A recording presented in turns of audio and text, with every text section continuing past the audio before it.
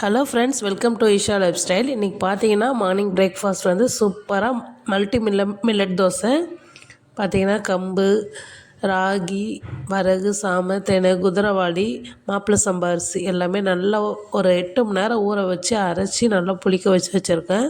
சூப்பராக இருக்கும் தோசை. இது கூட வந்து நம்ம வெள்ளை சோளமும் சேர்த்துருக்கோம், நல்லாயிருக்கும். இதை நல்லா அரைச்சி புளித்த பிறகு தோசை ஊற்றுனீங்கன்னா தான் நல்லா சாஃப்டாகவும் இருக்கும், நல்லா மொறு மொறு நமக்கு சூப்பராக கிறிஸ்பியாக கிடைக்கும். நம்ம நார்மல் தோசையை விட இது நல்லா டேஸ்ட்டு சூப்பராக இருக்கும். எல்லா சட்னி, சாம்பார் எல்லாத்துக்குமே நல்லா டேஸ்ட்டாக இருக்கும். சாப்பிடும்போது ரொம்ப ஹெல்த்தியாகவும் இருக்கும் நமக்கு. பாருங்கள், நல்லாவே இருக்கும் தோசை, சூப்பராக இருக்கும். நம்ம வேறு தோசை சாப்பிட்றோன்ற ஃபீலே வராது. நல்ல டேஸ்ட்டாக இருக்கும் தோசை.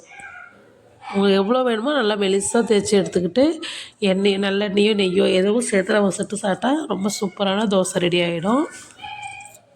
பாருங்கள், இன்றைக்கி வந்து இது வந்து நாங்கள் வந்து தேங்காய் சட்னி கூட தான் சர்வ் பண்ணியிருக்கோம். நீங்கள் இது எது கூட வேணால் வச்சு சாப்பிட்லாம். ரொம்ப சூப்பராக இருக்கும். Okay, thank you.